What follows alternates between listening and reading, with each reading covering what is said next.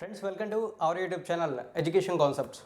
Friends, ఈ మధ్యకాలంలో ఏ job notification video చేసినా సరే వీడియో లెంత్ తగ్గించమని చెప్పి చాలామంది అడుగుతున్నారు. బట్ కొన్ని జాబ్ నోటిఫికేషన్ వీడియోస్ లెంత్ తగ్గించడం పాసిబుల్, కానీ కొన్ని జాబ్ నోటిఫికేషన్ వీడియోస్ లెంత్ తగ్గించడం పాసిబుల్ అయితే కాదు. ఈరోజు మనం చెప్పుకోబోయే ఈ జాబ్ నోటిఫికేషన్ లెంత్ కూడా చాలా ఎక్కువగా ఉంటుంది. సో యాక్చువల్లీ ఇప్పుడు మాట్లాడుతున్న ఈ job notification ministries of railways అండర్టేకింగ్లో ఉన్నటువంటి ఒక పబ్లిక్ సెక్టర్ కంపెనీ నుంచి రావడం జరిగింది. ఇది మనకి సెంట్రల్ గవర్నమెంట్ జాబే. మీరు పబ్లిక్ సెక్టర్ అనగానే ప్రైవేట్ సెక్టర్ జాబ్ అని చెప్పి డిసైడ్ అయితే అవ్వద్దు. ఇది కూడా పబ్లిక్ సెక్టర్ జాబే. కాస్త డీటెయిల్స్ అన్ని కూడా ఎక్స్ప్లెయిన్ చేస్తాను. నోటిఫికేషన్ అనేది చూసుకుంటే dedicated freight corridor corporation of India limited నుంచి రిలీజ్ అవ్వడం అయితే జరిగింది. జాబ్ లొకేషన్ అనేది మనకి అక్రాస్ ఇండియా మొత్తం మీదగా ఉంటుంది. ఆంధ్రప్రదేశ్లో ఉంటుంది, తెలంగాణలో ఉంటుందని చెప్పిన కానీ అక్రాస్ ఇండియా మొత్తం మీదగా మనకి జాబ్ లొకేషన్ అయితే ఉంటుంది. సో ఆ డీటెయిల్స్ మనకి మెన్షన్ చేశారు. మోస్ట్లీ ఇనీషియల్ స్టేజ్లో చూసుకుంటే మనకి కోల్కతా, ముంబై, ఢిల్లీ, ఆగ్రా ఇటువంటి ప్లేసెస్లో ఉంటాయి. తర్వాత చూసుకున్నట్లయితే మన నియర్ బై ప్లేసెస్కి వచ్చే అవకాశాలు ఉన్నాయి. అది కూడా మన సొంత స్టేట్కి అయితే రాం. మన సొంత స్టేట్కి నియర్ బై ఏమైనా స్టేట్స్ ఉంటే ఆ స్టేట్స్లోకి వచ్చే అవకాశాలు అయితే ఉన్నాయి. ఈ నోటిఫికేషన్లో ఉన్న పోస్టులు ఏవైతే ఉన్నాయో వీటికి ఓన్లీ ఆన్లైన్లో మాత్రమే అప్లై అయితే చేయాలని చెప్పి ఒక పాయింట్ని క్లియర్గా మెన్షన్ చేశారు. అలాగే నోటిఫికేషన్లో 2 కేటగిరీ పోస్టులు ఉన్నాయి కూడా మెన్షన్ చేశారు. ఒకటి ఎగ్జిక్యూటివ్, ఇంకొకటి జూనియర్ ఎగ్జిక్యూటివ్. ఇలా 2 కేటగిరీ పోస్టులు ఉన్నాయని మెన్షన్ చేశారు. అలాగే ముందుగానే చెప్తున్నాను ఫ్రెండ్స్, ఈ నోటిఫికేషన్ మనకి diploma qualification, degree qualification, ITI క్వాలిఫికేషన్స్తో అప్లై చేసే విధంగా వేరియస్ పోస్టులు అయితే ఉన్నాయి. సో నోటిఫికేషన్ ఓవరాల్ డీటెయిల్స్ తెలుసుకోవడానికి ముందు ట్రై అయితే చేయండి. ఒకవేళ మీకు సంబంధించిన క్వాలిఫికేషన్తో ఈ నోటిఫికేషన్ ఎటువంటి జాబ్ అనేది అవైలబుల్గా లేదు అని అనిపిస్తే మీరు ఫ్రెండ్స్ ఎవరికైనా ఉన్నా, లేదా మీరు ఉండే వాట్సాప్ గ్రూప్స్లో కానీ ఫేస్బుక్ గ్రూప్స్లో కానీ ఎవరికైనా యూస్ అవుతుంది అనుకుంటే నోటిఫికేషన్ షేర్ చేయడానికి అయితే ప్రయత్నించండి. సో ఇది ఒక చిన్న రిక్వెస్ట్. ఇక నోటిఫికేషన్ రిలేటెడ్ ఇంపార్టెంట్ డేట్స్ ఇచ్చారు. సో అవి ఒకసారి మనం చెక్ చేద్దాం. నోటిఫికేషన్ ఇంపార్టెంట్ డేట్స్ని చెక్ చేసినట్లయితే మనకి ఫస్ట్ ఆఫ్ ఆల్ మెన్షన్ చేసింది ఏంటంటే ఈ జాబ్స్కి సంబంధించి ఆన్లైన్ రిజిస్ట్రేషన్ ఎప్పటి నుంచి స్టార్ట్ అయిందో మెన్షన్ చేశారు. సో చూసుకుంటే ఇక్కడ మనకి ఆన్లైన్ అప్లికేషన్స్ అనేవి మే 20వ తారీఖు నుంచి ఈ జాబ్స్కి అప్లికేషన్స్ అనేవి తీసుకుంటున్నారు. ఇక లాస్ట్ డేట్ చూసుకుంటే ఆన్లైన్లో అప్లై చేయడానికి మనకి నెక్స్ట్ మంత్ 19వ తారీఖు అంటే జూన్ 19వ తారీఖు లాస్ట్ డేట్గా మెన్షన్ చేశారు. ఇక తర్వాత ఇంకొక డేట్ని కూడా మనకి మెన్షన్ అయితే చేశారు. అదేంటంటే మనం అప్లై చేసేటప్పుడు చిన్న మిస్టేక్స్ అనేవి జరుగుతుంటాయి. స్పెల్లింగ్ మిస్టేక్స్లో కానీ మన నేమ్ని ఎంటర్ చేసేటప్పుడు చిన్న మైనర్ మిస్టేక్స్ లాంటివి జరుగుతూ ఉంటాయి. అటువంటివి ఏమన్నా కరెక్షన్స్ చేసుకోవాలి అనుకుంటే మనకి అఫీషియల్ వెబ్సైట్లోనే జూన్ 26వ తారీఖు నుంచి జూన్ 30వ తారీఖు వరకు ఒక సపరేట్ విండో అయితే ఓపెన్ చేసి ఉంచుతామని చెప్పి మెన్షన్ అయితే చేశారు. మనకి కరెక్షన్ చేసుకునేటప్పుడు ఛార్జెస్ అప్లికేబుల్ అవుతాయని చెప్పి మెన్షన్ అయితే చేశారు. మీరు ముందుగా చేయాల్సింది ఏంటంటే అప్లై చేసేటప్పుడే ఎటువంటి మిస్టేక్స్ లేకుండా 1-2 సార్లు ప్రివ్యూ చెక్ చేసుకుని సబ్మిట్ చేయండి. లేకుంటే కరెక్షన్స్ చేసుకోవడానికి అవకాశం ఉన్నా సరే అడిషనల్గా అమౌంట్ పే చేయాల్సి అయితే ఉంటుంది. ఇక ఎగ్జామ్కి సంబంధించిన కొన్ని డేట్స్ అయితే ఇచ్చారు. సో వీటిని కొంచెం పక్కన పెడదాం మైండ్లోంచి. ఎందుకంటే ఈ డేట్స్ ప్రకారం ఎగ్జామ్స్ జరుగుతుందని చెప్పి మనం కన్ఫర్మ్ అయితే చేయలేం. మోస్ట్లీ సెంట్రల్ గవర్నమెంట్ జాబ్స్కి సంబంధించి మనం నోటిఫికేషన్లో పోస్టుల్లోకి అయితే వచ్చేసాం. పోస్టుల డీటెయిల్స్లోకి అయితే వచ్చేసాం. ముందుగానే చెప్పాను, ఎగ్జిక్యూటివ్ పోస్టులు అండ్ జూనియర్ ఎగ్జిక్యూటివ్ అని చెప్పి 2 కేటగిరీ పోస్టులు ఉన్నాయి. క్వాలిఫికేషన్స్ కూడా డిఫరెంట్గా ఉంటాయి. సో ఫస్ట్ ఆఫ్ ఆల్ మనం ఎగ్జిక్యూటివ్ పోస్టుల గురించి మాట్లాడదాం. సో ఎగ్జిక్యూటివ్ పోస్టుల గురించి మాట్లాడే ముందు మనం ఈ నోటిఫికేషన్లో ఏ ఎగ్జిక్యూటివ్ జాబ్కి సెలెక్ట్ అయినా సరే మనకి పే స్కేల్ అనేది చూసుకుంటే 30,000 నుంచి 1,20,000 మధ్యలో అయితే ఉంటుంది. సో ఈ 30,000, 1,20,000 పక్కన పెట్టి మాకు ఎంత శాలరీ వస్తుంది చెప్పండి అనే డౌట్ మీకు అయితే ఉంటే, ఇన్ కేస్ మీరు ఈ నోటిఫికేషన్లో ఎగ్జిక్యూటివ్ జాబ్కే కనుక సెలెక్ట్ అయ్యగలిగితే మీకు 40,000 నుంచి 50,000 మధ్యలో జాబ్లో జాయిన్ అయిన ఫస్ట్ మంతే శాలరీ వస్తుంది. తర్వాత 1-2 ఇయర్స్ ఎక్స్పీరియన్స్ వచ్చిన తర్వాత అది 60,000-70,000 అలా చేంజెస్ అవుతూ ఉంటాయి. సో ఇక మనం డీటెయిల్స్లోకి వెళ్దాం. ఫస్ట్ ఆఫ్ ఆల్ ఎగ్జిక్యూటివ్కి సంబంధించి సివిల్లో 50 వేకెన్సీస్తో పోస్టులు అయితే ఉన్నాయి. వీటికి అప్లై అయితే చేయాలనుకుంటే డిప్లొమా కంప్లీట్ చేసి ఉండాలి. డిప్లొమాలో సివిల్ ఇంజనీరింగ్ కంప్లీట్ చేసిన వాళ్ళు మాత్రమే ఈ ఎగ్జిక్యూటివ్ సివిల్కి అప్లై అయితే చేయగలరు. వీటిని కమ్యూనిటీ వైజ్ కూడా డివైడ్ చేశారు. కమ్యూనిటీ వైజ్ డివైడ్ చేసిన వివరాలు అవి ఇక్కడ ఇంక్లూడ్ అయితే చేయట్లేదు వీడియోలో. సో ఇక్కడ మనకి మెన్షన్ చేసిన ఇంకొక పాయింట్ ఏంటంటే 60% ఆఫ్ మార్క్స్ అనేది మస్ట్ అండ్ షుడ్ అని చెప్పి మెన్షన్ చేశారు. ఎగ్జిక్యూటివ్ ఎలక్ట్రికల్ దీనికి సంబంధించి మనకి 30 వేకెన్సీస్ ఉన్నాయి, అంటే 30 పోస్టులు ఉన్నాయి. అలాగే ఈ పోస్టులకు అప్లై చేయాలనుకున్నా సరే డిప్లొమా కంప్లీట్ చేస్తుంటే, అలాగే డిప్లొమా అనేది electrical or electronics, power supply, instrument control ఇటువంటి సెక్టర్స్లో కంప్లీట్ చేస్తుంటే అప్లై చేయొచ్చు. మిగిలిన సెక్టర్స్ ఇక్కడ మీరు చూడొచ్చు. ఇవన్నీ చెప్పుకుంటూ వెళ్ళిన టైం వేస్ట్ అని చెప్పి మెయిన్ అయితే కన్సిడర్ అయితే చేస్తున్నాను. సో ఇక్కడ కూడా 60% మార్క్స్ అనేది ఖచ్చితంగా వచ్చి ఉండాలి. Executive operations and business development ఇవి చాలా ఇంట్రెస్టింగ్గా ఉంటాయి. ఎందుకంటే టోటలీ 235 వేకెన్సీస్ ఉన్నాయి, అంటే 235 పోస్టులు ఉన్నాయి. దానితో పాటు క్వాలిఫికేషన్ అనేది మనం క్లియర్గా అబ్జర్వ్ చేస్తే graduation with not less than 60% marks from a recognised university or institute అని మెన్షన్ చేశారు. అంటే మీరు డిగ్రీ కంప్లీట్ చేస్తుంటే జాబ్స్కి అప్లై చేయొచ్చు. డిగ్రీలో మీరు బీఏ చేసి ఉండాలి, బీఎస్సీ చేసి ఉండాలి, బీకామ్ చేసి ఉండాలి. సో ఈ బ్రాంచ్ వాళ్ళు అప్లై చేయాలని ఎటువంటి రెస్ట్రిక్షన్స్ లేవు. ఇక్కడ మీరు డిగ్రీ క్వాలిఫికేషన్ జాబ్స్కి అప్లై అయితే చేసుకోవచ్చు. సో ఇక ఎగ్జిక్యూటివ్లోనే మనకి ఫైనాన్స్కి సంబంధించి ఇంకొక 14 పోస్టులు ఉన్నాయి. వీటికి అప్లై అయితే చేయాలనుకుంటే డిగ్రీ కంప్లీట్ చేసి ఉండాలి. అయితే డిగ్రీలో కామర్స్ అనేది వన్ ఆఫ్ ది సబ్జెక్ట్గా ఉండాలి. ఇక్కడ కూడా సేమ్ యాజ్ 60% మార్క్స్ అనేది మస్ట్ అండ్ షుడ్. ఇప్పుడు హ్యూమన్ రిసోర్స్ గురించి మాట్లాడితే టోటల్గా 19 వేకెన్సీస్ ఉన్నాయి, అంటే 19 పోస్టులు ఉన్నాయి. ఈ పోస్టులకు అప్లై చేయడానికి కూడా డిగ్రీ విత్ 60% మార్క్స్. బట్ డిగ్రీలో బీబీఏ చేసిన వాళ్ళు లేదా బీఎంఎస్ చేసిన వాళ్ళు మాత్రమే జాబ్స్కి అప్లై చేసుకోవడానికి అవకాశం ఉంది. బీబీఏ అంటే bachelor of business administration, BMS అంటే బ్యాచులర్ ఆఫ్ మేనేజ్మెంట్ స్టడీస్. ఇది మాకు తెలిసిందే, ఎందుకు మళ్ళీ చెప్తున్నాను అనుకోవచ్చు. తెలియని వాళ్ళకి యూస్ అవుతుందని చెప్పి మళ్ళీ పాయింట్ని రిపీట్ అయితే చేస్తున్నాను. సో ఇక ఫైనల్గా ఈ ఎగ్జిక్యూటివ్లో చూసుకుంటే ఇంకొక పోస్ట్ మాత్రమే ఉంది. ఆ పోస్ట్ చూసుకున్నట్లయితే మనకి ఎగ్జిక్యూటివ్ ఐటీ సెక్టర్ అంటే ఇన్ఫర్మేషన్ టెక్నాలజీ. దీనికి సంబంధించి అయితే వేకెన్సీస్ తక్కువగానే ఉన్నాయి, 6 వేకెన్సీస్ మాత్రమే ఉన్నాయి ఇక్కడైతే చూడండి. అయితే ఈ ఎగ్జిక్యూటివ్ ఐటీకి అప్లై అయితే చేయాలన్నా సరే 60% మార్క్స్ మస్ట్ అండ్ షుడ్. మీరు డిప్లొమా చేసినా, డిగ్రీ చేసినా సరే కంప్యూటర్ అప్లికేషన్స్ లేదా computer knowledge, information technology, communications, electronics, ఇందులో దేంట్లో చేసినా సరే ఈ ఎగ్జిక్యూటివ్ ఇన్ఫర్మేషన్ టెక్నాలజీ జాబ్స్కి అప్లై చేయొచ్చు. ఇక్కడి వరకు అయితే నోటిఫికేషన్లో ఉన్నటువంటి ఎగ్జిక్యూటివ్ పోస్టుల డీటెయిల్స్ అనేది కంప్లీట్ చేసాం. ఇప్పుడు జూనియర్ ఎగ్జిక్యూటివ్ పోస్టుల వివరాలని చెక్ చేద్దాం. ఇప్పుడు మనం జూనియర్ ఎగ్జిక్యూటివ్ పోస్టుల డీటెయిల్స్లోకి అయితే వచ్చేసాం. ఇక్కడ చూడండి, జూనియర్ ఎగ్జిక్యూటివ్ అని మెన్షన్ చేశారు. ముందుగా స్కేల్ చూసుకుంటే, పే స్కేల్ చూసుకుంటే 25,000 to 68,000 అని మెన్షన్ చేశారు. అంటే ఏ నోటిఫికేషన్లో ఉన్న ఏ జూనియర్ ఎగ్జిక్యూటివ్ పోస్ట్కి సెలెక్ట్ అయినా సరే మీకు బేసిక్ పే 25,000, మ్యాక్సిమం 68,000 వరకు అయితే ఉంటుంది.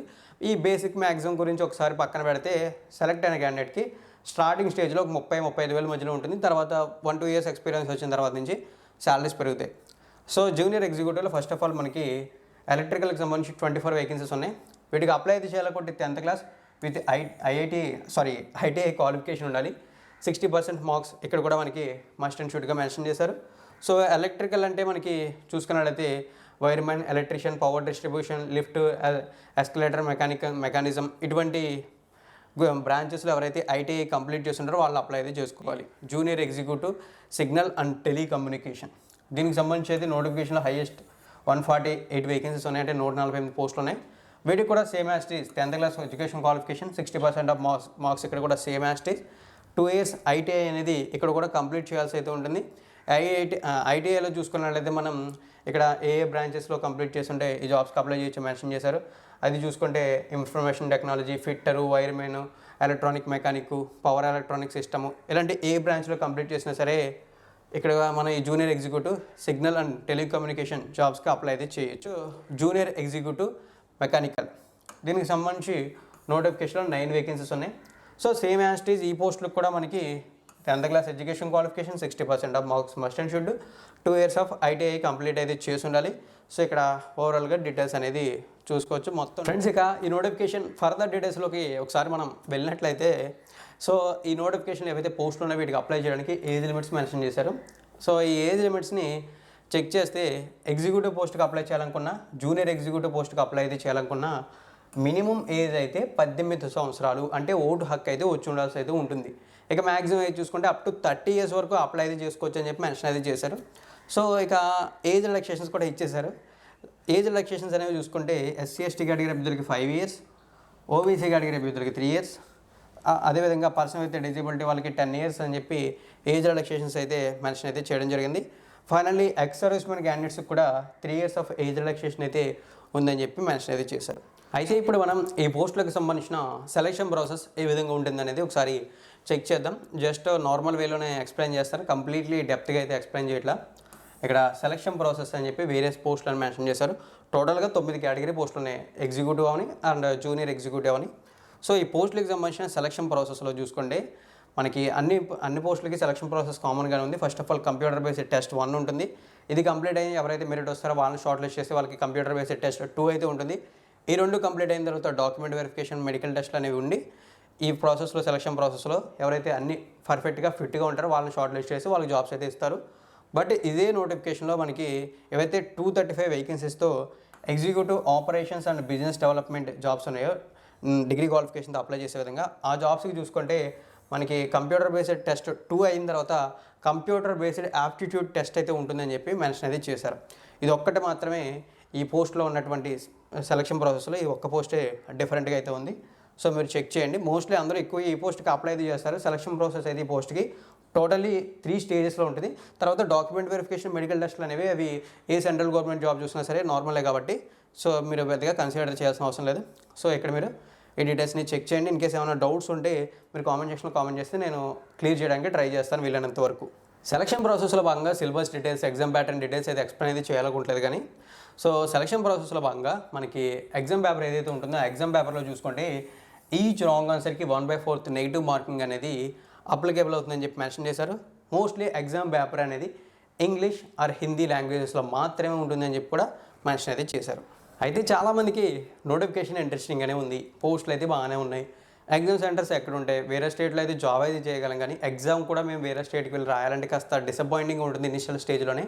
సో సెలెక్ట్ అవ్వకుండానే వేరే చోటుకి వెళ్ళి ఎగ్జామ్ రాసి అంత టైం స్పెండ్ చేయడం, మనీ స్పెండ్ చేయడం కాస్త కష్టం అని చాలామంది ఫీల్ అవుతూ ఉంటారు. బట్ ఈసారి ఈ జాబ్స్కి సంబంధించి ఎగ్జామ్ సెంటర్స్ కాస్త రీజనబుల్గానే ఉన్నాయి, కాస్త కన్వీనియంట్గానే ఉన్నాయి.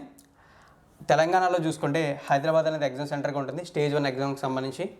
అదేవిధంగా ఆంధ్రప్రదేశ్కి సంబంధించి స్టేజ్ 1లో విశాఖపట్నం వైజాగ్ అనేది ఎగ్జామ్ సెంటర్గా ఉంటుంది. ఇక స్టేజ్ 2 ఏదైతే ఉందో ఈ స్టేజ్ 2కి సంబంధించి మనకి మెన్షన్ చేసింది ఏంటంటే ఎగ్జామ్ సెంటర్స్ ఢిల్లీ, కోల్కతా, ముంబై, చెన్నై ఇవి మాత్రమే ఎగ్జామ్ సెంటర్స్ అన్నారు. అవి కాకుండా ఎవరైనా సరే ఏదైనా ఒక రీజనల్ ఏరియాకి సంబంధించి ఎక్కువ మంది సెలెక్ట్ అయితే వాళ్ళకి సంబంధించి కన్సిడర్ అయితే చేసి ఒక ఎగ్జామ్ సెంటర్ ఇస్తామన్నారు. బట్ అవి ఉత్తి మాటలు మాత్రమే. మనకి ఎగ్జామ్ సెంటర్ అనేది స్టేజ్ 2లో ఖచ్చితంగా చెన్నైకి వెళ్ళి రాయాల్సి అయితే ఉంటుంది. ఒకవేళ చెన్నై కుదరకపోతే వేరే స్టేట్స్ లైక్ ఢిల్లీ, కోల్కతా, ముంబై ఎక్కడికైనా వెళ్ళి రాయాల్సి అయితే ఉంటుంది. ఇది మాత్రం క్లియర్గా అయితే గుర్తుంచుకోండి. ఈ బిజినెస్ డెవలప్మెంట్ అండ్ ఆపరేషన్స్ పోస్టులు ఏవైతే ఉన్నాయో ఎగ్జిక్యూటివ్కి సంబంధించి వాటికి సంబంధించినటువంటి కంప్యూటర్ బేస్డ్ యాప్టిట్యూడ్ టెస్ట్ ఏదైతే ఉంటుందో వాటికి సంబంధించి ఎగ్జామ్ మాత్రం ఓన్లీ ఢిల్లీలో మాత్రమే కండక్ట్ అయితే చేస్తారని చెప్పారు. సో ఆ డీటెయిల్స్ కూడా ఇక్కడ మీరు క్లియర్గా అయితే చెక్ చేయండి. ఓవరాల్ సో ఇక్కడ ఎగ్జామినేషన్ ఫీజు అని చెప్పి అప్లికేషన్ ఫీజు వివరాలు మెన్షన్ చేశారు. మాకు కనబడుతుంది చెప్పనద్దు, చెప్తున్నాను చూడండి. అప్లికేషన్ ఫీజు అనేది నాన్ రీఫండబుల్ అని చెప్పి మెన్షన్ అయితే చేశారు. ఫస్ట్ ఆఫ్ ఆల్ ఒకసారి పే చేస్తే మేమైతే వెనక్కి ఇవ్వమని చెప్పి వాళ్ళు క్లియర్గా మెన్షన్ అయితే చేస్తారు. సో ఇక్కడ మనకి ఎగ్జిక్యూటివ్ అండ్ జూనియర్ ఎగ్జిక్యూటివ్ పోస్టులకు అప్లై చేసే క్యాండిడేట్స్లో అన్రిజర్వ్డ్, ఓబీసీ, తర్వాత ఎకనామికలీ వీకర్ సెక్షన్ ఎవరైతే ఉంటారో వాళ్ళు 1000 రూపీస్ అంటే 1000 రూపాయలు అప్లికేషన్ ఫీజుగా పే చేయాలి. ఇక remaining categories like SC, ST, person with disability, ex servicemen, transgender category candidates ఎవరైతే ఉంటారో వాళ్ళకి అప్లికేషన్ ఫీజు నుంచి ఎగ్జంప్షన్ ఇవ్వడం జరిగింది. అంటే వాళ్ళు ఎటువంటి అప్లికేషన్ ఫీజు పే చేయాల్సిన అవసరం లేదని చెప్పి మెన్షన్ అయితే చేశారు. సో ఫ్రెండ్స్ ఇక ఈ నోటిఫికేషన్లో ఇంకొక పాయింట్ అనేది మెన్షన్ అయితే చేశారు. అది మనకి అప్లై చేయడానికి కానీ ప్రిపేర్ అవ్వడానికి కానీ యూస్ఫుల్ అయ్యే పాయింట్ అయితే కాదు, బట్ ఇది మస్ట్ అండ్ షుడ్గా తెలుసుకోవాల్సిన పాయింట్. అదేంటంటే ఇక్కడ వార్నింగ్ అని చెప్పి మెన్షన్ చేసింది ఏంటంటే చాలామంది ఇటువంటి జాబ్ నోటిఫికేషన్స్ వస్తున్నటువంటి టైంలో మేము ఈ జాబ్స్ని ఇప్పిస్తాం, మీకు కొంత అమౌంట్ మాకు పే చేస్తే మేము పైన మాకు తెలిసిన వాళ్ళు ఉన్నారు వాళ్ళని మేనేజ్ చేసి మీకు ఈ జాబ్ మేము ఇప్పించగలం అని చెప్పి చాలామంది అంటూ ఉంటారు. సో అటువంటి వాళ్ళకి దూరంగా ఉండవని చెప్పి మెన్షన్ అయితే చేశారు. ఒక వార్నింగ్ నోట్ని అయితే మనకి నోటిఫికేషన్లో మెన్షన్ అయితే చేశారు. ఎందుకంటే చాలామంది ఇటువంటి జాబ్ నోటిఫికేషన్స్ వస్తున్నప్పుడు ఈ నోటిఫికేషన్స్ వచ్చిందని ఎక్కువ మంది తెలియదు. ఇటువంటి వాటికి మనకు తెలిసిన వాళ్ళు ఉన్నారు, ఎంపీ తెలిసిన వాళ్ళు ఉన్నారు, వాళ్ళు తెలిసిన వాళ్ళు ఉన్నారు. సో వాళ్ళకి ఒక 5 లక్షలు, ఒక 3 లక్షలు పే చేస్తే మనకి జాబ్ ఇప్పిస్తారు అని చెప్పి ఫ్రాడ్ చేస్తుంటారు. మోస్ట్లీ ఎక్కువ మంది ఇటువంటివి టార్గెట్ చేస్తుంటారు ఇటువంటి టైమ్స్లో. సో మీరు వీటికి కాస్త దూరంగా ఉండడానికి ట్రై అయితే చేయండి. సో ఇక ఈ నోటిఫికేషన్ డీటెయిల్స్ అన్నీ కూడా క్లియర్ అయితే అయిపోయినట్టే. మీకు ఏమైనా డౌట్స్ ఉంటే తప్పనిసరిగా కామెంట్ సెక్షన్లో కామెంట్ చేసి మీ డౌట్స్ని క్లియర్ చేసుకోవడానికి ప్రయత్నించండి.